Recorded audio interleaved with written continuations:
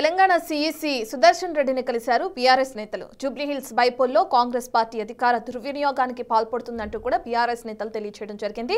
దానికి సంబంధించి ఇప్పుడు అటు మాజీ మంత్రి హరీష్ రావు మాట్లాడుతున్నారు. లైవ్ లో చూద్దాం. మా దగ్గర స్పష్టమైనటువంటి వీడియో ఆధారాలు కూడా ఉంటే వారికి చూపించడం జరిగింది. ముఖ్యంగా ఫేక్ ఐడి కార్డులు ఇబ్బడి ముబ్బడిగా ఏ రకంగా ఫేక్ ఐడి కార్డులు తయారు చేశారో ఇప్పుడే వారికి సుదర్శన్ రెడ్డి గారికి మన రాష్ట్ర ఎన్నికల అధికారికి ఈ వీడియో కూడా చూపించాం. మీరు కూడా ఈ వీడియో చూడొచ్చు.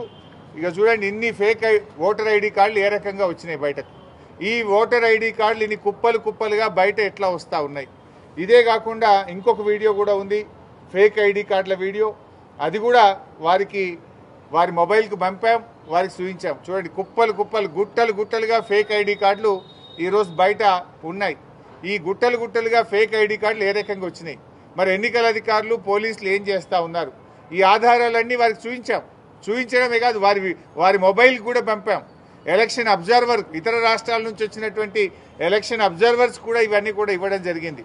ముఖ్యంగా ఇవే కాకుండా చీరల పంపిణీ వీడియోలు, డబ్బు పంపిణీ వీడియోలు, అన్ని వీడియోలు కూడా ఈరోజు సుదర్శన్ రెడ్డి గారికి ఇచ్చాం. వారైతే మాకు ఈరోజు చెప్పారు, తప్పకుండా మేము యాక్షన్ తీసుకుంటాం, ఆ అధికారుల మీద చర్యలు తీసుకుంటాం, అవసరమైతే స్వయంగా నేనే విజిట్ చేస్తానని కూడా చెప్పారు. ఇలా యూసఫ్గూడలో కాంగ్రెస్ పార్టీ కార్యాలయం నానుకోనే పోలింగ్ బూత్ ఉన్నది. అసలు కాంగ్రెస్ కార్యాలయం అన్న షిఫ్ట్ చేయాలి, పోలింగ్ బూత్ అన్న షిఫ్ట్ చేయాలి. గోడనే అడ్డం 100 మీటర్ల లోపు కాంగ్రెస్ పార్టీ కార్యాలయం ఉంటే మీరు అక్కడ ఎట్లా పెడతారు polling booth? Either you shift the polling booth are shift the Congress party office అని దాని ఆధారాలు కూడా వారి ముందు పెట్టడం జరిగింది. ఎంత జోక్ అయిపోయిందంటే ఈ రాష్ట్ర ముఖ్యమంత్రి పాపం ఆయన చెమటలు పడుతున్నట్టునే. ఆయనకు ఇవాళ 6 గ్యారెంటీల మీద రివ్యూ పెట్టిండు.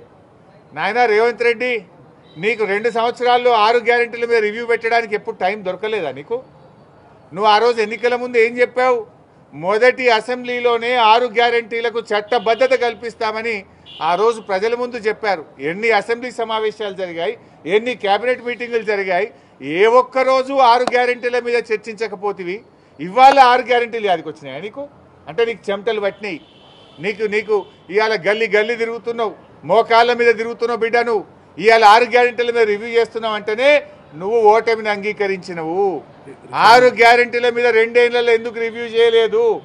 100 రోజుల్లో 6 గ్యారెంటీలని ప్రజలకు హామీ ఇచ్చి 700 రోజులు గడుస్తుంటే ఎన్నడూ రివ్యూ ఎందుకు చేయలే? ఇవ్వాలనే నువ్వు రివ్యూ చేస్తున్నావంటే ముఖ్యమంత్రి ఇంకా ఓటర్లను మభ్యపెట్టడానికి, ఓటర్లను మోసపుచ్చడానికి ముఖ్యమంత్రి ఇంకా డ్రామాలు ఆడుతున్నాడు. ముఖ్యమంత్రి ఇవాళ ఏ రకంగా దివాలాకోరు రాజకీయాలు చేస్తున్నాడో రాష్ట్ర ప్రజలకు, జూబ్లీహిల్స్ ప్రజలకు అర్థమవుతా ఉంది.